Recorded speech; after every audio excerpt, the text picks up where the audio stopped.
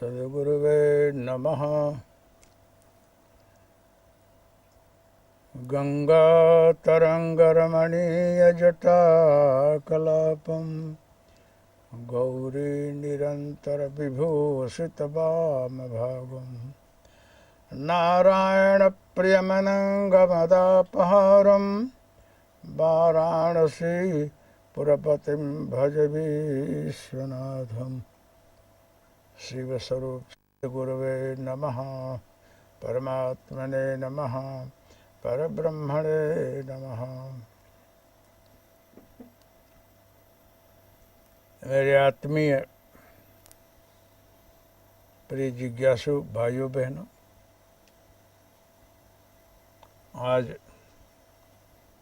यथा ज्ञानेन चौथी भक्ति के ऊपर बोल करके मैं आनंद लेने जा रहा हूँ और अपने मन चित्त बुद्धि को भी आनंद दूंगा, आनंद प्राप्त करूंगा।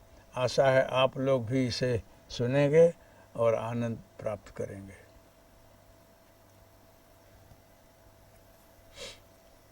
भक्ति की बड़ी गहनता है, जो जितना सोचे समझे उतनी ही कमती है। तब मर्यादा पुरुषोत्तम प्रभु राम ने शौर्य को आज चौथी भक्ति सुनाई है। प्रथम भगति संतन कर संगा, दूजै रति मम कथा प्रसंगा, गुरुपद पंकज सेवा, तीसरी भगति अमान, चौथी भगति मम गुण गण, करहि कपट तजिगान। भगवान ने पहले ही कहा है कि ऐ भामिनी, सत्य कहूँ सुन भामिनी बाता, मानव एक भगत कर नाता। मैं भक्तों के अधीन हूँ। वो भक्त किस जाति का है, किस वर्ण का है, किस देश का है, किस भेख में है, क्या पढ़ा है, क्या नहीं पढ़ा है, छोटा है, बड़ा है, नारी हो कि पुरुष है, इससे मुझे कोई मतलब नहीं है। मुझे भक्ति प्रिय है और किसी तरह से भक्ति करता हो मुझे बहुत अच्छा लगता है। तो सवरी इतना तो समझ रही थी कि भगवान ने थोड़े में सब कुछ कह तो दिया है कि चाहे कैसा भी हो मुझे भक्ति प्रिय है। तो मैंने अपने गुरु कृपा से यहाँ जो कुछ हो सका है मैंने नाम स्मरण तो किया है। मेरे को लगता है कि उसी के प्रताप से, प्रभाव से, उसकी करुणा और कृपा से प्रभु आज मेरे यहाँ पधारे हैं और मेरे पर कृपा करके और ये कथा सुना रहे हैं। चौथी भगति मम गुण गण, करहि कपट तजिगान। जो निष्कपट भाव से मेरा गुणगान करता है वो मुझे बहुत प्रिय है। मुझे अव्यभिचारिणी भक्ति बहुत प्रिय है। भक्ति में कपट क्या होता है, अव्यभिचारिणी क्या होती है, ये आप लोग अपने प्रिय से समझेंगे अपने अपने समझ से। लेकिन शास्त्रों में लिखा है, महापुरुषों ने कहा है कि वही भक्ति अव्यभिचारिणी है कि जिसके बीच में कुछ इच्छाएं, कामनाएं, अपेक्षाएं न आती हों, मात्र वो मेरे लिए ही साधना होती हो। वही भक्ति निष्कपट है कि जिसमें कुछ कपट छल न हो। जिस भक्ति में कोई ऐसा आशय न छिपा हो कि किसी के प्रति अन्याय होगा, किसी को कष्ट दिया जाएगा या भगवान से कुछ ऐसी वस्तु ली जाएगी कि उनको भी सोचना विचारना पड़े, उनको भी सहन करना पड़े। ये सब भक्ति के अंदर कुछ न आता हो, वही निष्कपट भक्ति है। भगवान निष्कपट भक्ति में देख लो कि भगवान कृष्ण के मित्र रहे सुदामा जी, दोनों मित्र रहे और दोनों गुरु आश्रम में गए हैं विद्या अध्ययन के लिए। लीला पुरुषोत्तम भगवान कृष्णचंद्र और मर्यादा पुरुषोत्तम प्रभु रामचंद्र, मैं कहा हूँ कि दोनों महान शक्तिशाली पूर्णावतार पर ब्रह्म रहे हैं। अपने अपने रीत से, अपने अपने समझ से, शास्त्रों के आधार पर उनके विषय में शास्त्रों ने संतों ने जो कुछ सोचा हो, लेकिन दोनों पूर्ण ब्रह्म रहे। लेकिन ये परमात्मा भी जब मानव अवतार में अवतरित होते हैं तो धर्मशास्त्र की मर्यादा, शिष्टाचार, सदाचार का अनुसरण करके वो भी गुरु आश्रम में अध्ययन के लिए गए हैं। लेकिन अल्पकाल विद्या सब आई, थोड़े समय में उनको सब कुछ आ गया है। गुरु आश्रम में रह करके भगवान कृष्ण और सुदामा, अन्य छात्र वृंद, जो कुछ हो सकता रहा वो सब लोग गुरु आश्रम की सेवा करते रहे। दोनों एक दिन आश्रम में रसोई बनाने के लिए, कि धुना जगाने के लिए, कि अग्नि प्रज्वलित रखने के लिए लकड़ी लेने गए हैं। भगवान खुद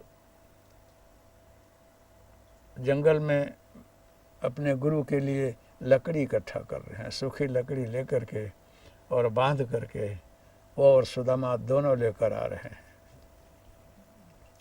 बीच में कड़ाके की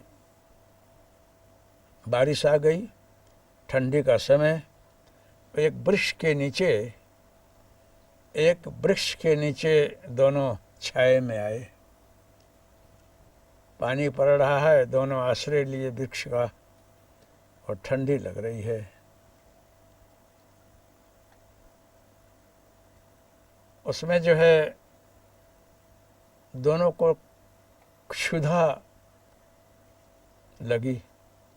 वो क्षुधा में वो खाएं क्या, कुछ था नहीं। लेकिन सुदामा जी किसी भी तरह से कुछ घर से चना लाए रहे, आश्रम से चना, और बगल में दबा रखे रहे। आज जब ठंडी पड़ रही थी वो चना खाने लगे। अब ब्राह्मण देवता, भूख काफ़ी संतप्त कर रही थी, थोड़ा सा चना अगर मैं कृष्ण को बता दूँ तो उसको भी देना पड़े तो मेरे लिए कुछ नहीं रहेगा। इसलिए भगवान कृष्ण पूछने के मित्र तुमको भी ठंडी बहुत लग रही है? कि हाँ मित्र, ठंडी तो बहुत है, दांत कड़कड़ कड़कड़ बोल रहा है। बोले कि तुम्हारा दांत कड़कड़ बोल रहा है, कुछ विचित्र आवाज़ से क्या आ रहा है? तो बोले कि नहीं वो दांत ही कटकटा रहा है और कुछ नहीं है। धीरे से चना उन्होंने खाया और भगवान वहाँ सोचने लगे कि गुरु से कपट, मित्र से चोरी, आ की हो निर्धन की हो कोढ़ी। गुरु से अगर कोई छल कपट करे और मित्र से, तो दो सजा उसको मिलती है, कि तो निर्धन हो अथवा कोढ़ी हो। तो जब बरसात खुली तो चलने लगे, तो भगवान कृष्ण सुदामा जी को बोल रहे हैं कि मित्र तूने भूल तो बहुत की है, मुझे खबर पड़ गई, मैं भी चतुर विद्यार्थी हूँ, मुझे खबर पड़ गई कि तू कुछ खा रहा था, लेकिन तेरे को उसमें भाग न बटाना पड़े इसलिए तू मुझे झूठ बोल दिया। इसलिए मित्र इसका फल यही होता है, कभी तेरे को बहुत दरिद्रता आएगी जिसका परिणाम तुझे भोगना पड़ेगा। ये फलश्रुति में बता रहा हूँ, ऐसा लिखा है। तो सुदामा ने बोला कि चल चल देखा जाएगा। वो बात पूरी हो गई। आज जब लोग अध्ययन करके सब अपने अपने जगह पर आ गए हैं, सुदामा जी अपने घर हैं, भगवान विद्यार्थी जीवन से मक्खन खाते खिलाते सब महाभारत करते करते द्वारका पहुँचे हुए हैं। द्वारका के राजाधिराजा हैं भगवान कृष्ण। और यहाँ सुदामा जी बड़ी कंगाल हालत में जी रहे हैं। मुख्य धर्मपत्नी बोलते हैं कि तू कैसा पढ़ा हमारा पति कि आज हम इतने कष्ट उठा रहे हैं, कुछ खाने को नहीं है, पहनने को नहीं है, ओढ़ने को नहीं है, ऐसी कैसी कंगाली। लेकिन सुदामा जी के अंतर में गुरु भक्ति और ईश्वर की भक्ति कूट कूट करके भरी रही और चलते फिरते भी व्यापक परब्रह्म परमात्मा का स्मरण किया करते रहे। और उन्हें एक खबर पड़ गई रही कि हमारा जो मित्र कृष्ण है वो भगवान का स्वरूप है, मेरे साथ रहा और साथ में पढ़ा, लेकिन जो घटना घटी उसकी स्मृति उनके मन में रही। फिर भी जो हमसे भूल हो गई है, मेरे प्रायश्चित का फल मुझे भोग लेना चाहिए। सुदामा जी बड़े नीति नियम आस्था से भिक्षावृत्ति करते रहे और भिक्षावृत्ति करके घर का गुजरान चलाते रहे। लेकिन कभी भी अपनी भक्ति में, उपासना में, संध्या में, बंदन में, गायत्री जाप में कभी रिद्धि सिद्धि समृद्धि नहीं मांगा। इतनी दरिद्र कक्षा में पहुँचे हुए सुदामा ने कभी भी अपने तपस्या से, तपोबल से समृद्धि वैभव नहीं मांगा।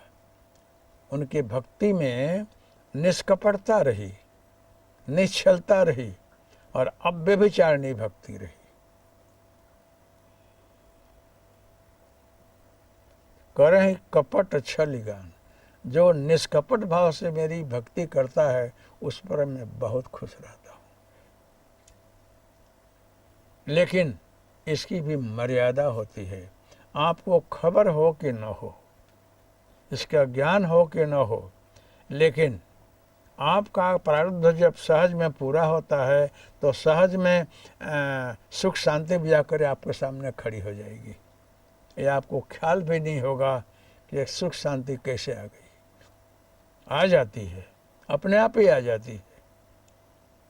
वो समय परिपक्व होने लगे और सुदामा जी के घर से उनकी धर्मपत्नी को प्रेरणा हुई कि तुम्हारे मित्र, सुनता हूँ सुदामा जी कि आपके मित्र जो हैं भगवान कृष्ण भगवान हैं और द्वारकाधीश हैं, वहाँ समृद्धि का कोई पार नहीं है, अष्ट सिद्धि नौ निधि भरपूर है, तो आप एक दिन तो वहाँ जाओ और जा कर के जो है कुछ अपनी कहानी तो सुनाओ कि हम किस हालत में जी रहे हैं। सुदामा जी ने बोला कि योग माया महालक्ष्मी, मैं इसके लिए तो नहीं जाऊंगा, मित्र से मिलना जाना हो तो जाऊं, लेकिन कुछ अपेक्षा के लिए नहीं जाऊंगा। अपेक्षा के लिए न जाओ कि यूं ही एक बार जाकर तो मिलो, तेरे कुछ समाचार तो पूछेंगे, कुछ तो अपने आप जो होना होगा होगा, एक बार तो आप जाइए।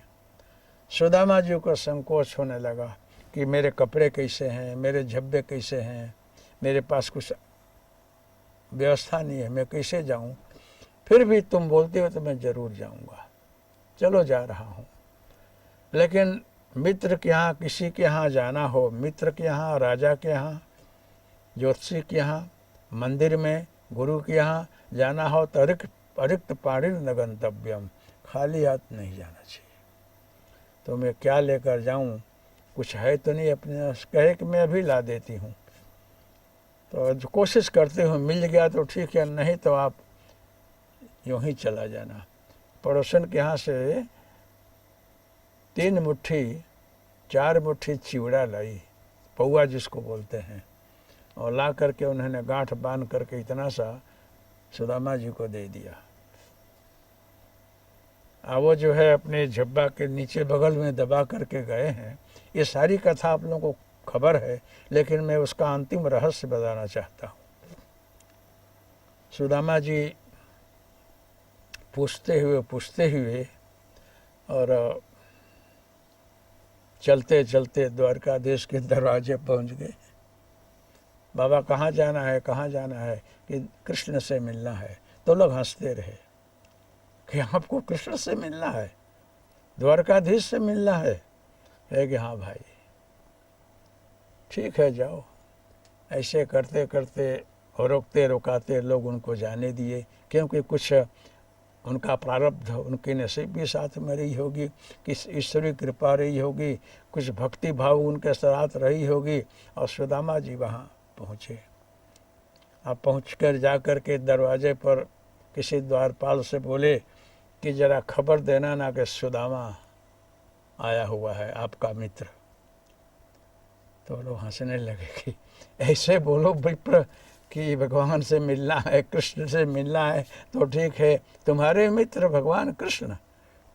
हाँ भाई बोल तो दो इतना, खाली समाचार तो दे दो, मित्र शब्द न बोलो, तो सुदामा आया है ऐसा तो बोल दो। लेकिन मित्र बोलोगे तो जल्दी समझ जाएगा, क्योंकि कदाच सुदामा दूसरा भी हो जो तुम्हारे साथ पढ़ता रहा। तो लोग हंसते रहे। लेकिन एक द्वारपाल जो है जा कर के बोला कि प्रभु एक गरीब कंगाल भिखारी जैसा एक विप्र आया है, अब बोलता है कि मेरा नाम सुदामा है, और जाकर बोल दो कृष्ण से कि मैं उसका मित्र हूँ। सुदामा मेरा मित्र? लेकिन वो चलते चलते उनके पास समाचार पहुँचते पहुँचते विलम्ब हो चुका था। सुदामा बहुत देर तक खड़े रहे और उनको लगा कि हो सकता है कि कोई खबर न दिया हो, अथवा तो इतना बड़ा महाराजा जहाँ चकाचौंध है, हीरा मोती जवाहर जड़े हुए हैं, ऐसी हालत में कदाच भूल भी गया हो। कहा मुझ जैसे कंगाल गरीब को याद ही रखा है, रखे कौन, शायद भूल गया हो। अभी तक तो ज़रूर मेरे से मिला होता, लेकिन अब आशा नहीं लगती है कि मेरे से मिलेगा। बहुत देर खड़ा रहा। और सुदामा जी वहाँ से फिर पीछे चल रहे हैं कि अब मैं जाऊँ वापस। और इसके बाद द्वारपाल जाकर बोल रहा है, भगवान को सुनाई पड़ा, और मुकुट एक तरफ, चद्दर एक तरफ, दुपट्टा एक तरफ छोड़ करके भागे। देखो मित्रता इसको कहते हैं कि जहाँ इतनी आत्मीयता हो। गुरु भक्ति इसको कहते हैं जहाँ शंकराचार्य जी के लिए पाद पद्माचार्य जी, त्रोटकाचार्य जी दौड़ पड़े हैं। नरसिंहाचार्य जी दौड़ पड़े हैं गुरु जी के लिए। ये आत्मीयता बोलते हैं। और दौड़ते हुए देखे सुदामा इधर गया वो गरीब ब्राह्मण, दौड़ते दौड़ते दौड़ते सब लोग देख रहे हैं कि भगवान कृष्ण कहाँ दौड़ रहे हैं, और जा कर के सुदामा को घेर लिए हैं, और मित्र तुम चल मेरे साथ, पकड़ करके लाए हैं और भगवान अंदर ले गए हैं और अपने गद्दी पर जहाँ बैठते हैं उस पर बैठा है। और बैठा करके जो शिष्टाचार सदाचार है कि एक तो ब्राह्मण, दूसरे मेरा मित्र, मेरे से ज़्यादा वयोवृद्ध, और इस हालत में आया है तो इसका सत्कार मुझे करना ही चाहिए। तो भगवान एक परात मंगाए, अतिथि सत्कार के लिए गुरु है, ब्राह्मण है, मित्र है, सन्निकट के हैं, उनको लोग पैर धोते हैं। तो कठौती में रख करके भगवान जल मंगाए हैं धोने के लिए। तो नरोत्तम कवि ने लिखा है, वो मैं लिख करके लाया हूँ।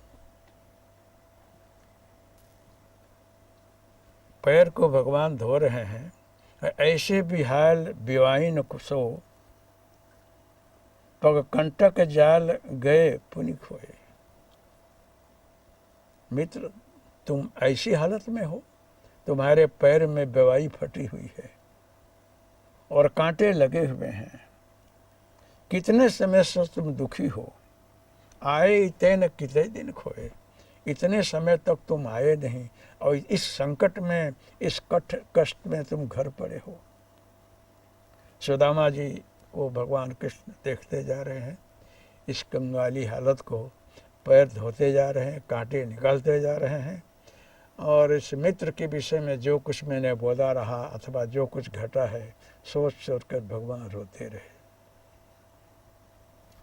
करुणानिधि भगवान उसके हृदय को देख रहे हैं, सुदामा के। देख सुदामा की दीन दशा करुणानिधि, करुणानिधि करुणा करी रोए। पानी परातों का हाथ छुए नहीं, नैनन के जल सो पग धोए। अश्रु बह रहे हैं और चरण को धो रहे हैं, कांटा निकाल रहे हैं और देख रहे हैं हालत को। भाई मित्र हो करके और कुछ नहीं कहना, इतने दिन तक समय बिता दिया तुमने अपने घर, कुछ तो यहाँ आना था, कुछ बोलना था। सुदामा जी भी रो रहे हैं कि कृष्ण को असर तो हो रहा है, लेकिन अंदर में सुदामा कह रहे हैं कि हे परमात्मा, मुझे कुछ नहीं चाहिए, मैं मित्रता की शरीयत को निभाने के लिए मित्रता के वास्ते में तुम्हारे यहाँ आया हूँ। मुझे लगा कि तुम मुझे पहचानेगा भी नहीं, लेकिन तुम्हारे दिल में मेरे लिए स्थान जरूर है। भगवान बोलते हैं, चौथी भगत मम गुण गण करहि कपट त्यज ज्ञान। जो कपट से रहित होकर के, निश्चल होकर के मेरी भक्ति करता है, गाता है, तो मैं उसके हृदय में हूँ और मेरे हृदय में है। तो यहाँ एक ये उदाहरण है भगवान के लिए। ऐसे ही गजग्राह की जब युद्ध हुई है तो वहाँ गज को क्या आता हो, लेकिन दिल से पुकारा है और भगवान विष्णु सब कुछ छोड़ करके, रानियों को भी खबर नहीं है, छोड़ करके और ग्राह को मार करके गज का उद्धार किए।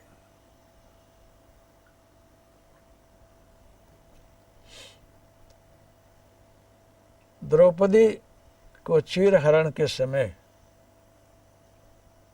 निष्कपट भक्ति की बात कर रहा हूं।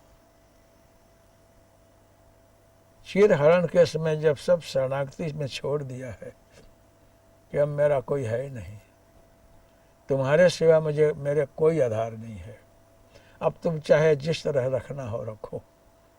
उस समय भगवान साड़ी बन करके द्रौपदी का चीर बढ़ा रहे हैं। जब जंगलवास के समय दुर्योधन ने सेवा करके दुर्वासा से वरदान मांग लिया और बोले मैं बहुत खुश हूँ, क्या चाहिए मांग ले। कहे कि बस प्रभु आप 10,000 शिष्यों के साथ 12 बजे के बाद पांडवों के यहाँ आप आतिथ्य स्वीकार करें। हमें 12 बजे के बाद जाएं तो अक्षय पात्र उसमें कुछ हो ही नहीं। 12 बजे तक ही अक्षय पात्र में कुछ होता रहा, वो लाखों को खिला दे, खुद खा ले। लेकिन 12 बजे के बाद जब पांडव जिम लेते रहे तो उसमें से उस दिन कुछ नहीं बचता रहा। द्रौपदी ने सबको खाना खिला दिया है। तब दुर्वासा जी खबर दे रहे हैं पांडवों के यहाँ कि मैं अभी आ रहा हूँ, स्नान कर रहा हूँ और तेरे यहाँ प्रसाद ग्रहण करूँगा, मेरे साथ 10,000 शिष्य हैं। 1 बज गया है, 12 बजे के बाद की समय है और ये देख करके द्रौपदी घबरा गई है। पांडव तो इतने निश्चिंत रहे, लेकिन वो भी घबरा गए। द्रौपदी तो बिल्कुल चिंता में पड़ गई कि अब होगा क्या। दुर्वासा साक्षात रुद्र के स्वरूप हैं, वो आएंगे तो श्राप दे देंगे। द्रौपदी बैठे बैठे खा पी ली है। जंगल में भी इस कष्ट में भी आनंद कर रहे हैं वो लोग, जो प्रारब्ध में लिखा है भोग रहे हैं। उसमें द्रौपदी दिल से भगवान को हाथ जोड़कर प्रार्थना कर रही है कि प्रभु इस संकट में, जहाँ जहाँ संकट पड़ा है, आज जब जब हमने यादी किया है आप पधारे हो, हमारा रक्षण किए हो। लाक्षागृह में भी बचाए, हर जगह तुम्हारी सुरक्षा रही है। अब इसमें बहुत बड़ा संकट है। दुर्वासा जी आ जाएंगे और अपने पास कुछ नहीं है, श्रापित हम लोग हो जाएंगे। एक तो हम कष्ट भोग ही रहे हैं जंगल में। अब आप देख लो कि इतने राजा महाराजा अवतारी महापुरुष को भी जंगल में रहना पड़ा है। किसी कारण बस भिक्षा वृत्ति करके और जंगल के फलों फूलों से गुजरान किया उन लोगों ने, लेकिन अपनी नीति आचार, सत्य, न्याय को कभी छोड़ा नहीं है। इतने संकट में भी अपने धर्म कर्म को, नीति को निभाया है, नहीं तो वो सर्वसमर्थ रहे। द्रौपदी उस समय प्रार्थना कर रही है कि कन्हैया बहुत संकट है, तो पधार इस समय। भगवान अंतर्जामी हैं, एक एक क्षण में सब सुन लेते हैं। वो देख रहे हैं कि मेरी बहन द्रौपदी मुझे बड़ी संकट में होकर पुकार रही है, तो भगवान उसी समय वहाँ हाजिर हो रहे हैं। और जाते ही बोलते हैं कि द्रौपदी बहन क्या कर रही है? कि बस कन्हैया तेरी याद कर रही थी। कहे कि बहुत भूख लगे, कुछ खाना चाहिए। तो कैसा है, मैं किस संकट में तुझे बुला रही हूँ तुझे ख्याल नहीं है। मेरे संकट की तरफ तो देख कि तू रो क्यों रही है। कि बहुत तकलीफ में मैं हूँ। नहीं, पहले मुझे तू खाना खिला, बाद में तेरी बात मैं सुनूंगा। लेकिन मेरे पास कुछ है नहीं। मैं तेरी बहन भले ही हूँ, राजा रहे तब रहे, अब इस समय हम जंगल में हैं, भिखारी हैं। जो कुछ साग भाजी बाफा बना रहा सब हम लोग खा लिए, अभी कुछ नहीं है। कहे कि नहीं, तो अपना पात्र तो ला। पात्र ला करके देख रहे हैं चारों तरफ, एक छोटा सा सब्जी का पत्ता लगा रहा उसमें, उसको निकाला, भगवान ने खाया। संकल्प किया कि मैं तृप्त हो रहा हूं तो सारा जगत तृप्त हो जाए। ये संकल्प शक्ति है। योगियों में, ईश्वर में, महर्षियों में ये शक्ति होती है। और संकल्प शक्ति से वो कुछ भी कर लेते हैं।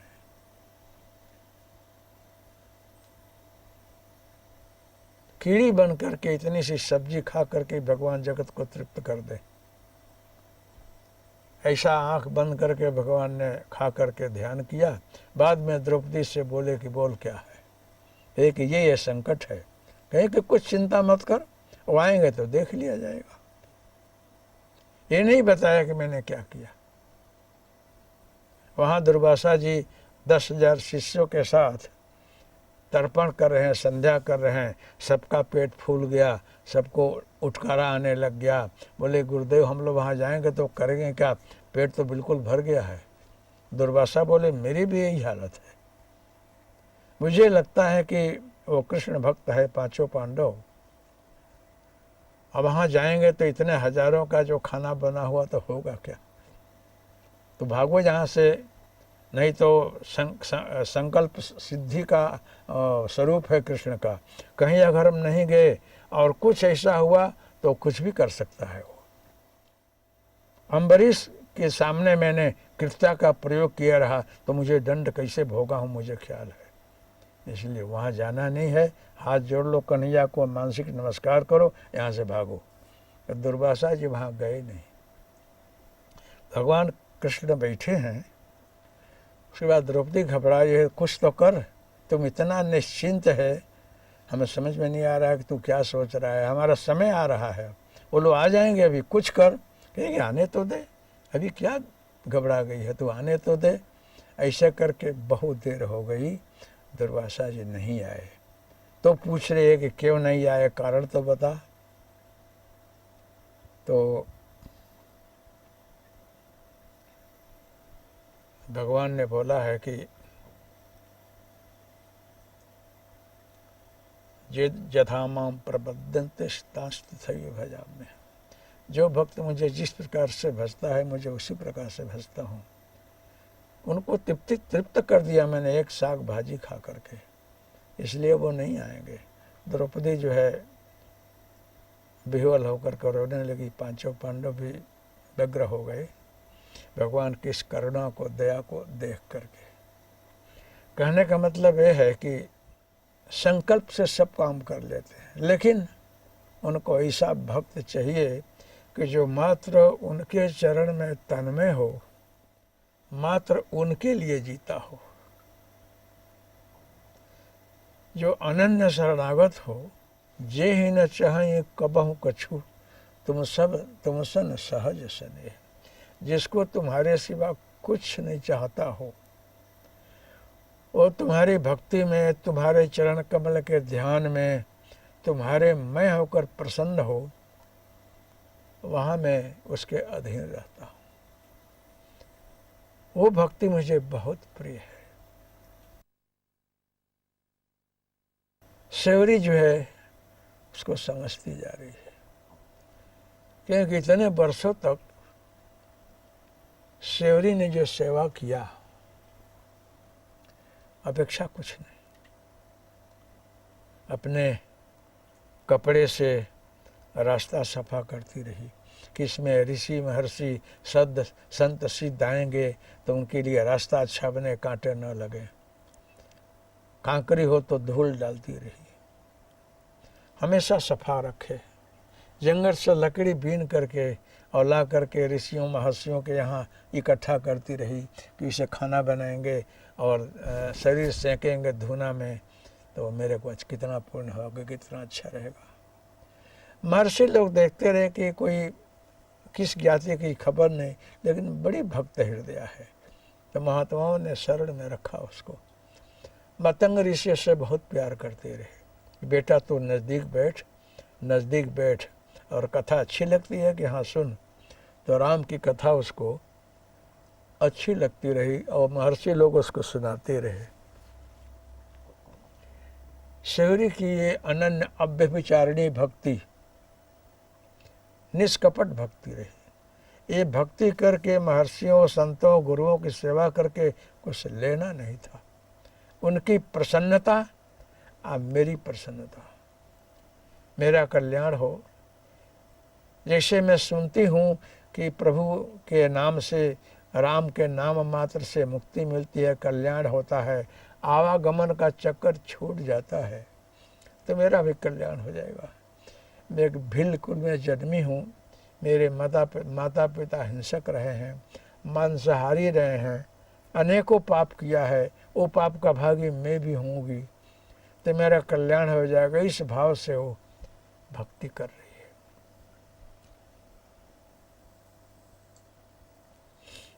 अपेक्षा रहित सेवरी की भक्ति है, और इतने वर्षों तक अपने आस्था को, श्रद्धा को, विश्वास को टिका रखी है। जब प्रभु पधारे हैं तो घबरा सी गई है। वो सुनी रही कि बहुत श्रद्धा से, प्रेम से, भाव से कोई भगवान का स्मरण करता है तो उसके यहाँ पधारते हैं।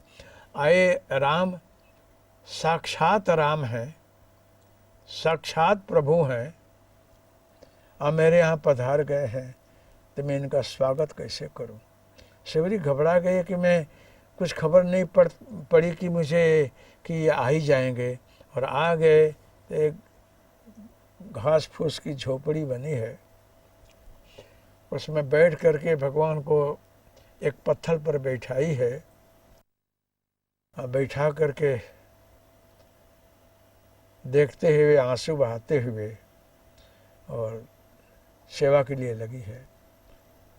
बेर तोड़ तोड़ कर लाई है, देख देख करके वृक्षों से चक चक करके किस वृक्ष का बेर मीठा है कर कर के लाई है, और प्रभु के सामने रखी है कि प्रभु हम लोग जंगली हैं, कुछ है नहीं, तो हमारा यही प्रसाद है, आपके स्वागत में आप पाइए।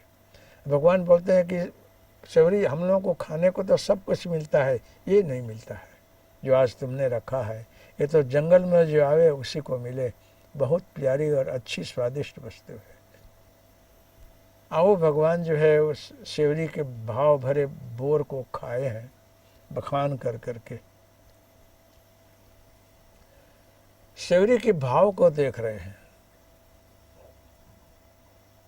उसकी करुणा को देख रहे हैं, उसकी निष्कामता को देख रहे हैं, उसकी निष्कपटता को देख रहे हैं कि मैं आ गया हूँ। तो मेरे आने के बाद सेवरी के अंदर ये भाव नहीं जग रहा है कि चलो कुछ मांग लो, दैविक और समृद्धि कुछ मांग लो, सेवरी के मन में नहीं। वो बिल्कुल प्रसन्न है भगवान को देख करके, अपेक्षा कुछ नहीं। भगवान को देख करके उसकी जो प्रसन्नता है वो भगवान को ज़्यादा खींच लिया है।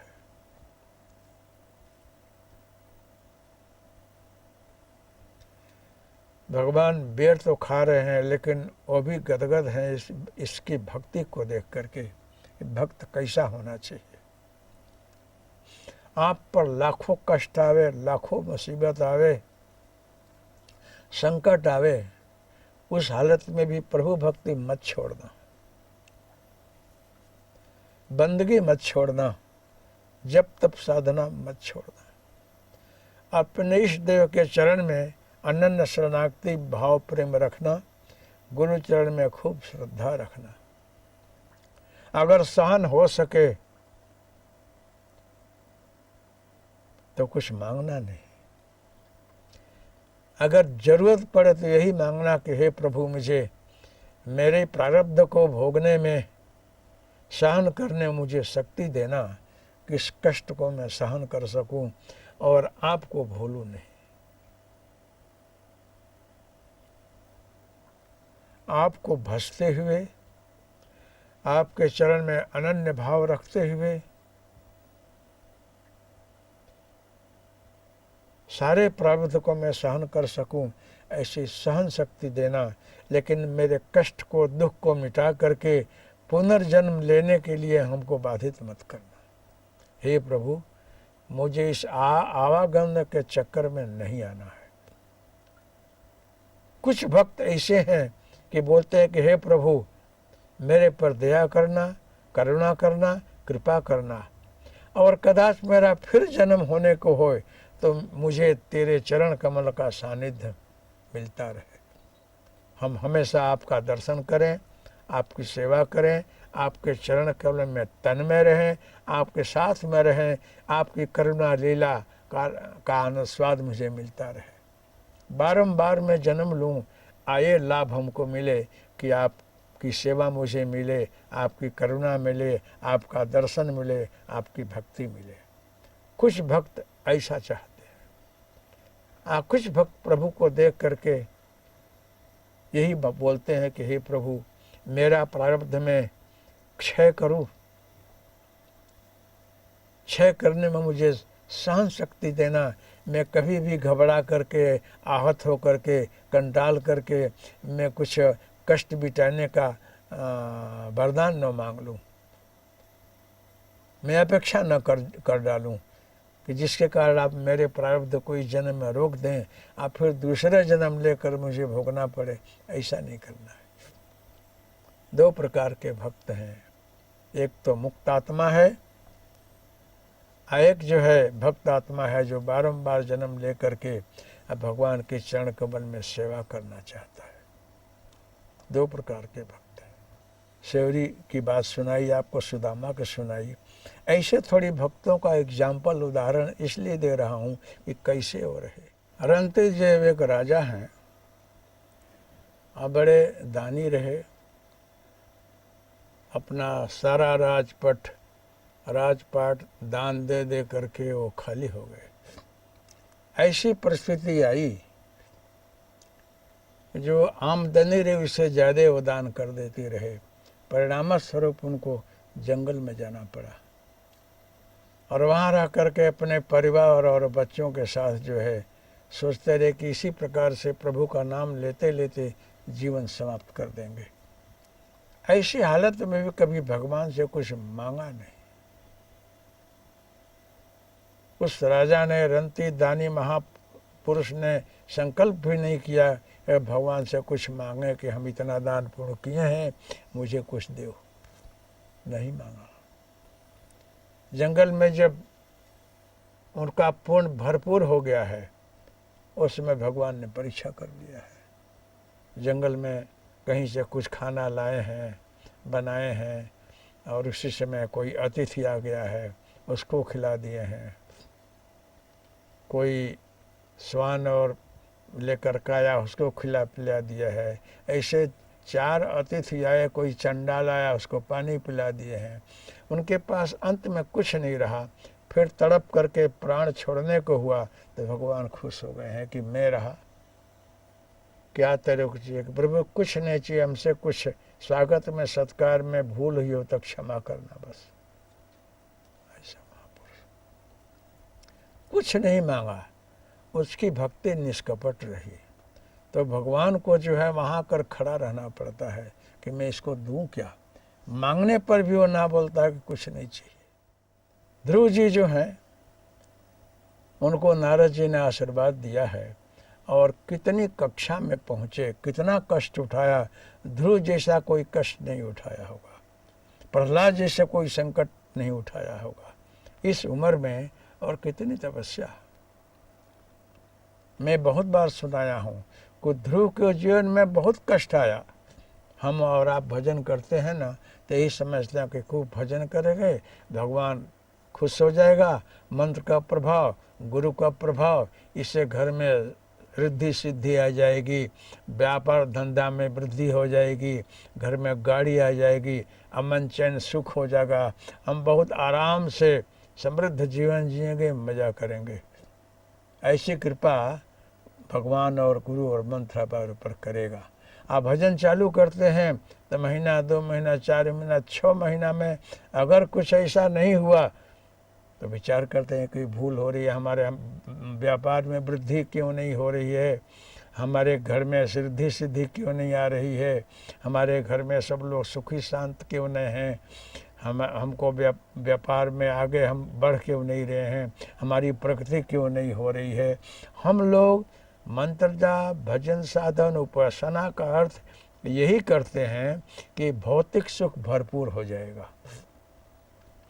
हम भजन का अर्थ ये नहीं समझते हैं कि साधना भजन का मूल अर्थ है कि तुम्हारे प्रारब्ध क्षय होंगे, तुम्हारे कष्ट सरलता से पूरे होते जाएंगे और तुम आगे प्रगति करते हुए और भगवान तक पहुंचने में समर्थ होगा। अनन्य चिंतयन्तो माम ये जना पर्युपासते तेषां नित्याभियुक्तानां योगक्षेमं वहाम्यहम्। योगक्षेम हम वहन करते हैं, भगवान ऐसा बोलते हैं। योग और क्षेम का वहन मैं करता हूँ।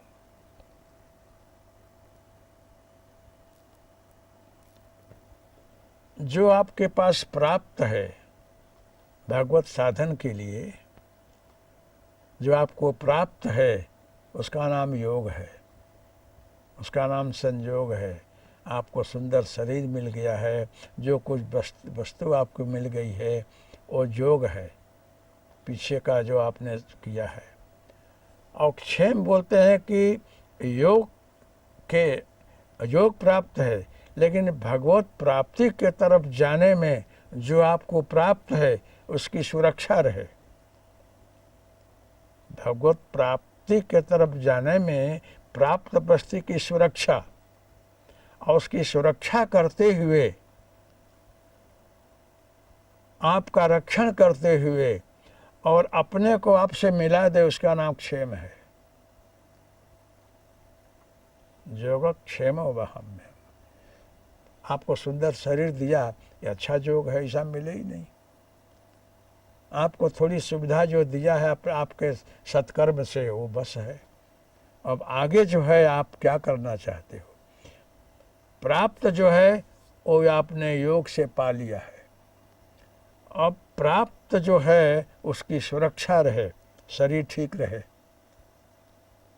मन चित्त बुद्धि पवित्र रहे, आप ठीक हल चल सको, आप नित्य प्राप्त वस्तु की सुरक्षा रहे। भजन करोगे ना, शरीर ठीक रहेगा, भगवान अंदर आकर कुछ करेगा, अनुकूलता पैदा करेगा, आपकी सुरक्षा करेगा, प्रेरणा करेगा, वो आपको वो जो प्राप्त वस्तु की सुरक्षा करेगा। और आगे चलते जाओगे तो प्राप्त वस्तु के द्वारा कुछ ऐसी परिस्थिति खड़ा कर देगा कि खुद को आपको से मिला देगा, उसका नाम क्षेम है। तो भगवान बोलते हैं कि मैं अपने भक्तों को बहुत प्यार से आगे ले जाता हूँ। उनको बोलता नहीं, उनको दिखता नहीं है, लेकिन मेरा काम तो हो रहा है, मैं अपना काम कर रहा हूँ। किसी अपेक्षा के बगैर साधना करनी। तो आप लोग भजन साधन करो, इसका अर्थ ये न समझ लो कि हम बीमार ही नहीं पड़े, हमारे धंधा में खोट ही नहीं जाए, हमको कोई कष्ट ही ना हो, हमेशा हम भौतिक समृद्धि में प्रगति करें, कोई कष्ट हमको न पड़े, उसी का नाम भजन साधन है, ऐसा नहीं मान लेना। चाहे पांडव हों, प्रहलाद हों, ध्रुव हों, कोई राजे रजवाड़े हों, मीराबाई हो, तुलसीदास जी हो, कबीरदास जी हो, कोई भी हो, उनके जीवन में क्या घटना घटी है, क्या क्या संकटें आई है, उनको जरा आप सोच लेना, विचार लेना। ये लोग किस संकट में आगे बढ़े हैं, इनके जीवन में क्या क्या घटनाएं घटी है। एक प्रहलाद, जिसको गुरुदेव नारद जी ने आशीर्वाद दिया है, और वो बाल्यावस्था से उसकी बुद्धि चेंज हो गई है और गोविंद जय जय गोपाल जय जय कर रहा है, कृष्ण भक्ति में तल्लीन है वो। और उसके माता पिता, कुटुंब, परिवार, गुरु सब विपरीत हो गए हैं, फिर भी वो गुरु वाक को पकड़ रखा है, मंत्र कर रहा है। अगर साधना भजन साधन में इतना कष्ट होता हो कि हमारे सब खिलाफ जा रहे हों, सारी परिस्थिति उल्टी दिखाई पड़ती हो, संकट पर संकट आता हो, तो हम क्यों भजन करें?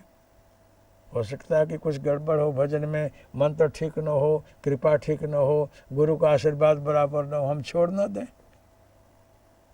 लेकिन प्रहलाद ने छोड़ा नहीं, क्योंकि उसकी दृष्टि रही कि नारद जी बड़े समर्थ हैं जो हमारे गुरुदेव हैं। अब मंत्र दिया है वो बराबर दिए होंगे, अब मेरा भजन भी तो उनके कथनानुसार ठीक चल रहा है, अब मेरे प्रारब्ध क्षय हो रहे हैं तो होने दो। तो मैं बहुत बार बोला हूँ इस बात को कि इतने संकट में भी प्रहलाद जी ने भजन नहीं छोड़ा, साधना नहीं छोड़ी, प्रतिकूल परिस्थिति में भी वो अपना भजन साधन करते रहे। आजकल तो आप लोग, हम लोग छोड़ देंगे, कौन करे ऐसा भजन? नहीं कोई करेगा। और इसके लिए हम 50 जगह कुंडली दिखाने लग जाएंगे, किसी ज्योतिषी से पूछने लग जाएंगे, ग्रह दशा दिखाने लग जाएंगे, और गुरु महाराज अगर नज़दीक में हों तो उनसे तो काफ़ी फरियाद हो जाएगी, और कितनी चिट्ठियाँ लिखी जाएंगी कि मेरी साधना में तकलीफ क्यों, क्योंकि ज्ञान नहीं है। इसीलिए शास्त्र में लिखा है कि बहुत वर्ष साधना उपासना करा करके टेस्ट करो, फिर शिष्य बनाओ, कि शिष्य सारे वस्तु को समझ ले, गहराई में जाकर जान ले, उसके बाद वो कुछ शंका को शंका न रखे, कुछ पूछे नहीं, तो उसको दीक्षा दी जाए। और शिष्य को भी चाहिए कि अगर किसी को गुरु बनाना हो तो काफ़ी समय भले निकल जाए, जाने दो, लेकिन सब कुछ समझ बूझ जानने के बाद किसी को गुरु बनाओ। और गुरु बनाने के बाद कोई शंका मत करो, गाढ़ श्रद्धा रखो और अपने भजन साधन करके गुरु मार्गदर्शन से चला करो। एक दूसरे पर जब ट्रस्ट हो, विश्वास हो, एक तरफ श्रद्धा विश्वास है, शरणागति है, और एक तरफ करुणा और दया है, निष्कपटता है, वहाँ कृपा उतरती है। तो ये नहीं समझना चाहिए कि जब तब साधना में सारी दुनिया भर की रिद्धि सिद्धि संकट परिस्थिति अच्छी हो जाएगी। कभी कभी कसौटी भी होती है, कसौटी में आप पार हो जाओगे, ईश्वर की कृपा होगी, तो गुरु कृपा हो, गाढ़ होने के बाद मुक्ति मांगने की इच्छा होगी। कुछ अंदर जो है पीछे के प्रारब्धानुसार कुछ ऐसी परिस्थिति होगी तो आपको राजपाट भांगने का मन करेगा। प्रहलाद ने, ध्रुव ने कुछ मांगा नहीं, लेकिन भगवान ने खुद बोला है कि तुम्हारा प्रारब्ध भी भोग प्रारब्ध है, कुछ प्रारब्ध बाकी है, उसको पूरा करो, फिर तुमको तुम्हारा कल्याण होगा। तो प्रहलाद ने भी राज किया है, शादी किया है, राजा बने हैं, वो भी अपना वैभव भोगे हैं। ऐसे ध्रुव जी भी भगवान विष्णु प्रकट हुए हैं, उनको वरदान दिए हैं, आप फिर राजपाट में भेजे हैं कि बेटा तेरी इस कठिन तपस्या से मैं खुश हो गया, लेकिन तेरा अमुक प्रारब्ध बाकी है, जाकर पूरा कर। धरोजू भी आकर अपना प्रारब्ध पूरा किए हैं। अबे हम लोग नरसिंह मेहता जी को देख लें, जलाराम बप्पा को देख लें। जलाराम जी सारी जिंदगी संत सेवा में बिताए। उनको इतना ही रहा कि संतों की सेवा करने से आत्म कल्याण होगा, आवागमन का चक्कर छूट जाएगा, ईश्वर खुश हो जाएगा। नरसिंह मेहता जी का यही भाव था, सेवा किया, अपेक्षा रहित। नरसिंह मेहता भी कल्याण हुआ, नरसिंह मेहता जी का भी। और जलाराम बप्पा के विषय में भी बहुत लिखा है लोगों ने। उनका शरीर छूटा, रथ लेकर भगवान गए उनको। एक विमाने चढ़े, एक चढ़े जंजीर। लिखा है कि आए हैं सो जाएंगे, राजा रंक फकीर। एक विमाने चढ़ चले, एक बंधे जंजीर। एक जंजीर में बांध कर एक को ले जाया जाता है, एक के लिए विमान आता है। तो ऐसे भक्त लोग जिनके पास कुछ नहीं है, उनके लिए विमान आया, वो स्वर्ग में गए हैं सम्मान के साथ। एक जो है उनको बांध कर ले जाते हैं। देखो, राजा वही है, हो सकता है जिसको राजनीति का ज्ञान हो।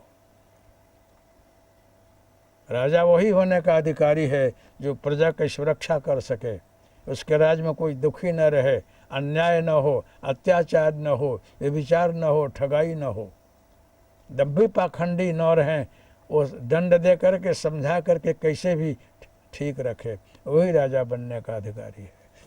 वही साधु ब्रह्मचारी तपस्वी होने का अधिकारी है कि जिसकी अनन्य शरणागति प्रभु चरण में हो और सारे सृष्टि का वैभव वगैरह त्याग करके प्रभु में मस्त रहे। अगर उसके पास वैभव समृद्धि लोकेशन आती हो तो कोई महान संकट समझ करके उसको दूर करे, वो लाभदायी नहीं है।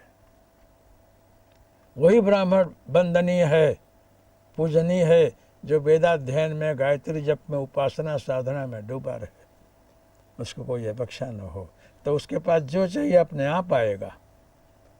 सारे लोग हाथ जोड़कर खड़े रहें कि महाराज कैसी सेवा करूं, क्योंकि तपस्या खींच लाती है, साधना खींच लाती है, वो वंदनीय है। वही धनवान वंदनीय है जो कमाता है, इन हाथों से गरीबों को, असहायों को दान करता है, देता है, मदद करता है। वही धन की कीमत है। नहीं इकट्ठा करते जाओ, इकट्ठा करते जाओ, और तुम जो है इस दुनिया में सबसे बड़े धनाढ्य कहला रहे हो टीवी में, छापे में, उसकी कोई कीमत नहीं है। अगर आपके अंदर करुणा नहीं है, दया नहीं है, आपका हाथ ऐसे नहीं जाता है, कहीं अच्छे काम आपसे नहीं होते हैं, तो वो धन जो है व्यर्थ है, कुछ काम का नहीं है। क्यों? जाना सबको है। आप सोच लो, चाहे गरीब हो कि रंक हो कि फकीर हो, कोई भी हो, जाना होगा। जाते समय कोई बता दे कि एक फकीर जो है यूं ही गया, आए करोड़ोपति हीरा सोना मोती पहन कर गया और सारा पैसा बांध कर ले गया स्वर्ग में खाने के लिए। सुना है कहीं? नहीं हो सकता है। सबको खाली हाथ जाना पड़ेगा। जो कर्म किए हो वो तुझे भोगना है, यहाँ कि वहाँ कि जन्म लेकर के कि कैसे भी, वो भोगे बगैर छुटका ही नहीं है। तो भगवान शबरी को कह रहे हैं कि हे शबरी, मुझे जो है अव्यभिचारिणी भक्ति, निश्चल निष्कपट भक्ति बहुत प्रिय है। कि मतलब आप साधना कर रहे हो कि साधना में मेरे चरण कमल में आपका अनन्य भाव है, मेरा दर्शन करना आप चाहते हो, इस जीवन को धन्य बनाना चाहते हो, कि तो मुक्ति प्राप्त करना चाहते हो, अथवा तो मेरा दर्शन करना, साकार में दर्शन करना चाहते हो। वो भक्त चाहे निराकार उपासक हो कि साकार उपासक हो, दोनों मुझे बहुत प्रिय है। वही साधक है, वही भगवत प्रेमी है कि हर जगह अपने इष्ट को देखे, जो एक बाउंड्री में अपने को बांध करके और अपने स्तुति कथा में, प्रशंसा में तल्लीन है। वही मेरा भगवान है, वो आपका भगवान है, ये बाढ़ बना करके और खुद बंधन में है और दूसरों को भी बंधन की दीक्षा दे, वो सच्चा भक्ता नहीं है और सच्चा ज्ञानी नहीं है, सच्चा संत नहीं है। वो संत बंदनीय है जो कि हर जगह आकाशवत अखंड उस व्यापक चेतन को देखता है। कहीं भेदभाव नहीं रखता है। सृष्टि के व्यवस्था के लिए, संचालन के लिए, लोगों को संतोष और उसके मार्गदर्शन के लिए जो अनेक स्वरूप में वो चैतन्य परम तत्व अमुक शक्ति का आधार लेकर अवतरित होकर के लोगों को बोध दे जाता है, वो वंदनीय जरूर है। भगवान राम, भगवान कृष्ण, भगवान महावीर, भगवान बुद्ध, जरथुस्त्र, जीसस, चाहे जो भी महापुरुष इस जगत में आए हैं, चाहे भगवान के रूप में, महापुरुष के रूप में, सब वंदनीय है। लेकिन सब में जो है तत्व एक ही है, जिसको जितनी शक्ति चाहिए थी, जितनी शक्ति में वो व्यवस्था कर सकता हो, इतनी शक्ति उसके अंदर अवतरित हुई। एक भारत का प्रधान है, एक प्रांत का चीफ मिनिस्टर है, एक डिप्टी मिनिस्टर है, एक सेक्रेटरी है, एक डिप्टी सेक्रेटरी है, एक डीजी है, एक कलेक्टर है, एक डीएसपी है। आज सब चाहे भाजपा सरकार के हों कि कांग्रेस सरकार के हों, सरकार एक है सारे भारतवर्ष में। एक सरकार के अंदर व्यवस्था करने के लिए वही सरकार इन लोगों को अमुक अमुक सत्ता और शक्ति दे करके स्थापित की है व्यवस्था संचालन के लिए। कोई कलेक्टर है, एक चीफ मिनिस्टर है, एक प्राइम मिनिस्टर है, उसमें भेद नहीं है। भेद कुर्सी का है। आपको सारा समाज ने इलेक्शन में चूट करके वोट दे करके आपको वहाँ बैठा दिया। आप प्राइम मिनिस्टर हो, एक चीफ मिनिस्टर हैं, एक कलेक्टर हैं। कल अगर एक कलेक्टर साहब जो है इच्छा किए कि मैं इलेक्शन में खड़ा हूँ, इनको सब लोगों ने वोट दे दिया, तो ये चीफ मिनिस्टर बन जाएंगे। और लोकसभा में गए तो प्राइम मिनिस्टर भी बन जाएंगे। इसलिए कौन कहाँ बैठ जा सकता है इसमें कोई नक्की नहीं है। सबका सब जगह बैठने का अधिकार है। आज सबको सब जगह बैठ करके राज करने की शक्ति है, सत्ता है, ये आपके ऊपर है। इसलिए किसी व्यक्ति को कमती बेसी छोटा बड़ा मत समझो।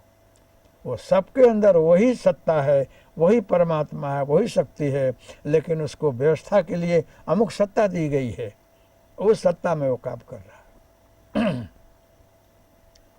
इसलिए ज्ञानी पुरुषों को चाहिए कि हर जगह एक ही तत्व है, एक ही परमात्मा है, अलग अलग स्वरूप में वो हर जगह काम कर रहा है।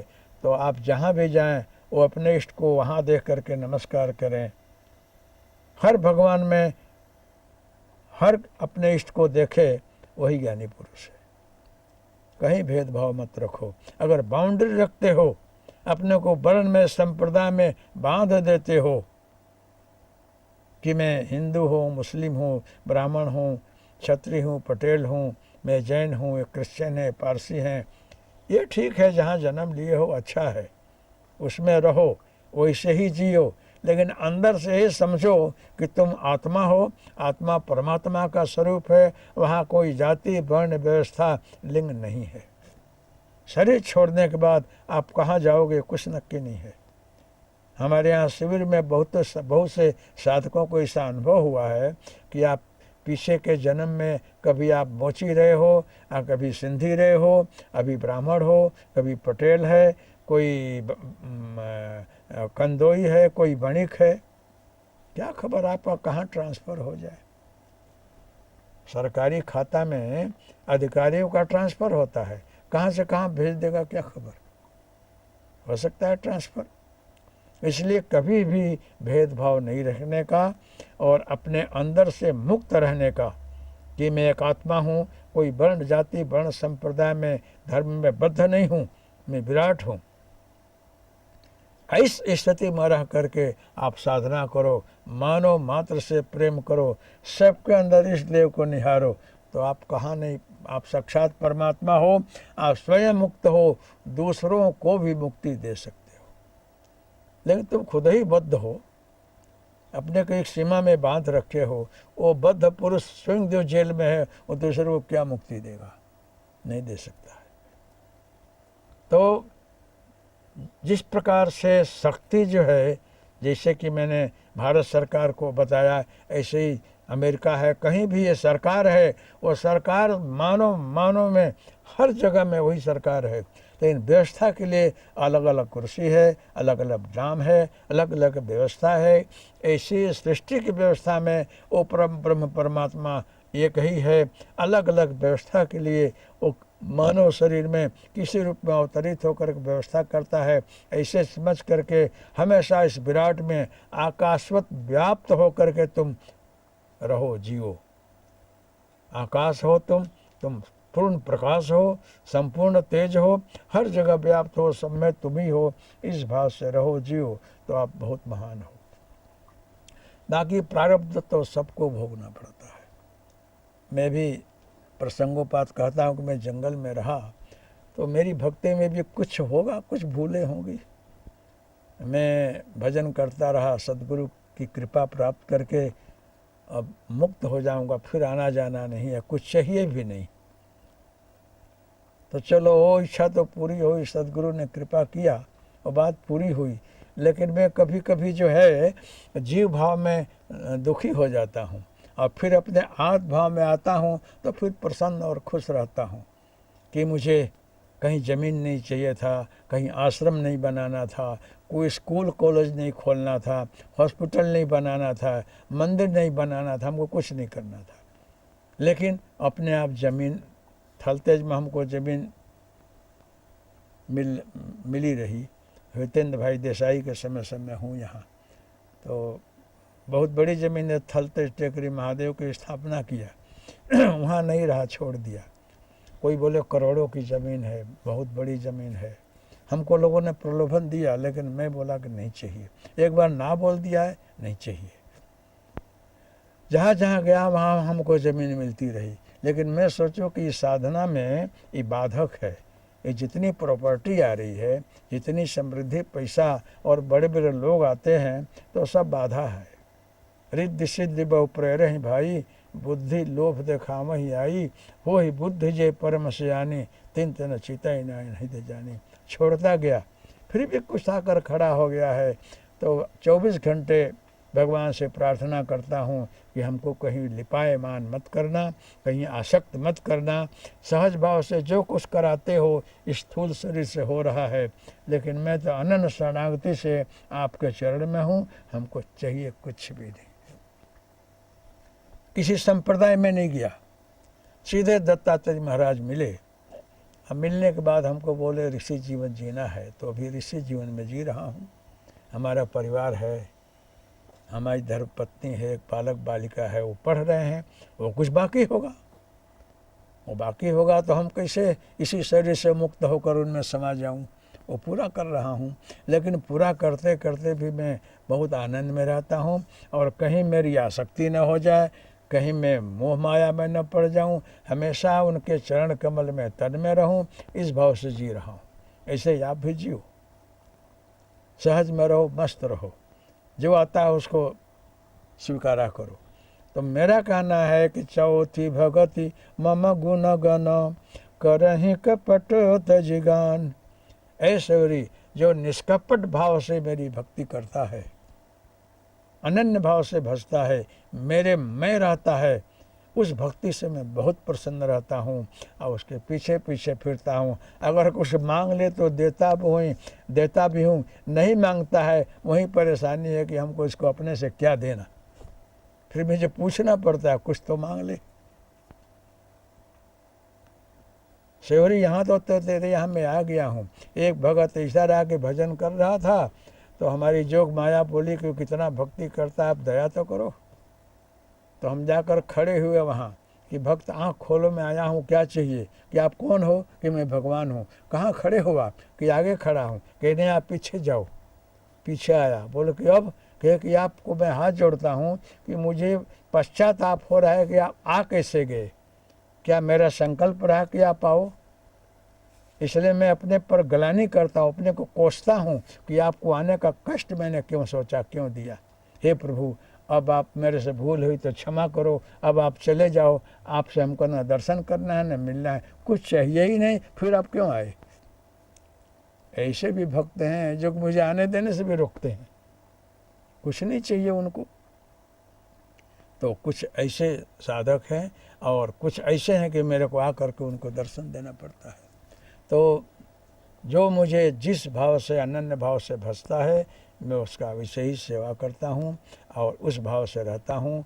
कहीं भक्त जो है मेरी सेवा करता है, मैं कभी उसकी सेवा करता हूँ।